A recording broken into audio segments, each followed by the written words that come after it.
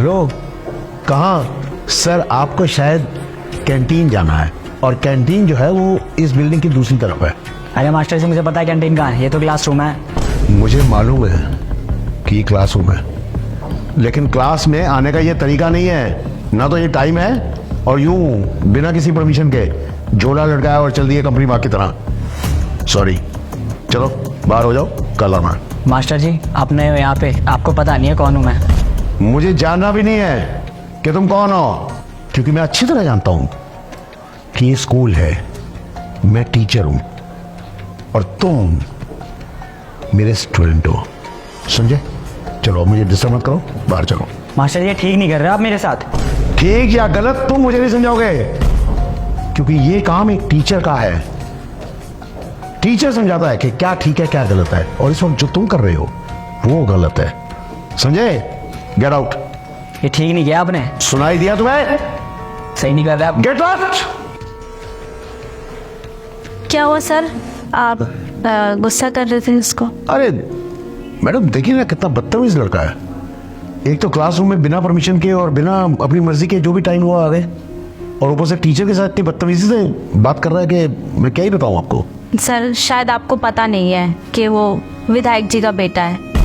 Madam, मुझे किसी का भी बेटा हो, मुझे सिर्फ इतना पता है कि यहाँ पर वो सिर्फ एक स्टूडेंट है। सर फिर भी आप देख लीजिएगा, आपको कोई परेशानी ना हो जाए। Thank you very much for your concern ma'am, that's so caring of you. Thank you sir.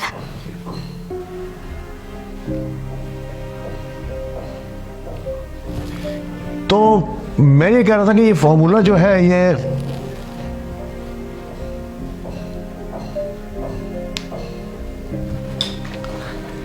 Students बाकी का कल करते हैं।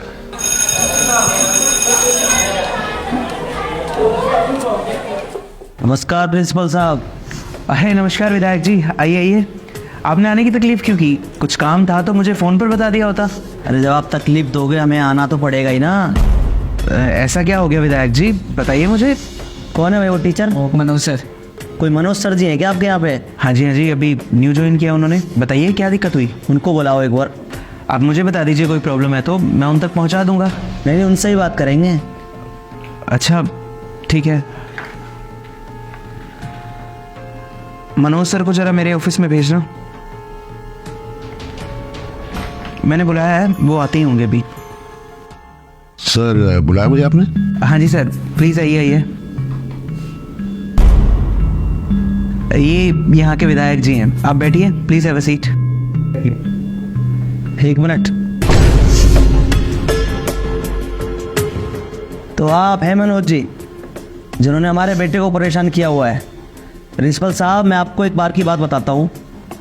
जब हम छोटे थे तो एक अध्यापक ने हमें छड़ियों से बहुत मारा। पता है आपको हमारे पिताजी ने क्या किया था? उनको 2 दिन तक हमारे घर के बाहर खड़ा रखा था। और एक आजकल के टीचर है जो हमारे बच्चों को परेशान कर रहे हैं। देखिए, आपको गलतफहमी हुई है। आपको जो बताया गया बिल्कुल गलत बताया गया।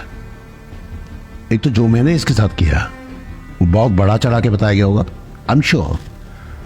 और जो इसने मेरे साथ बदतमीजी की पूरी क्लास के सामने, प्रिंसिपल साहब मैं बयान नहीं कर सकता हूं किस हद तक का बदतमीज लड़का है।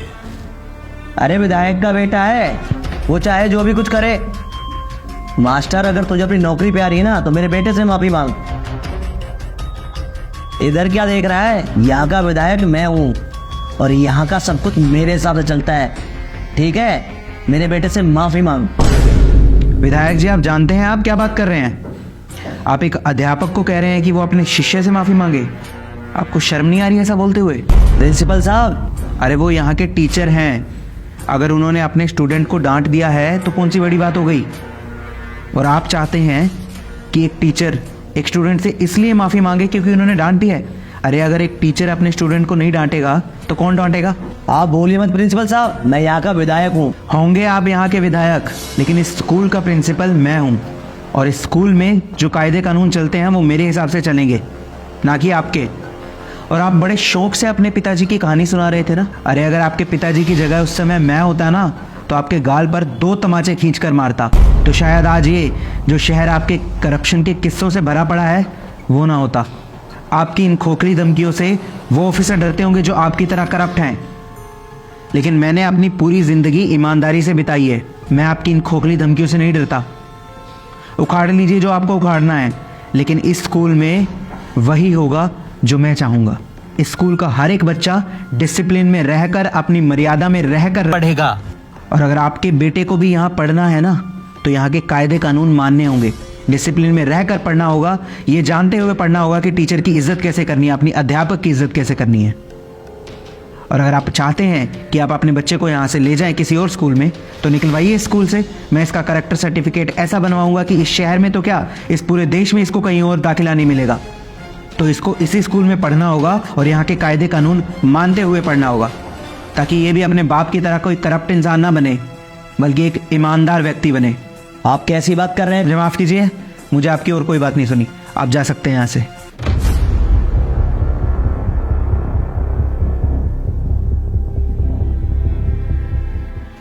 Sir, thank you very much. आपका बहुत बहुत शुक्रिया सर। मुझे पूरी उम्मीद थी कि कम से कम आप मेरा साथ देंगे। कोई बात नहीं सर, ये तो मेरा फर्ज था। आखिर मैं भी तो एक टीचर हूँ। आज आपने एक टीचर होने के नाते एक टीचर की इज्जत रख ली सर। बहुत बहुत शुक्रिया आपका। जी सर, धन्यवाद।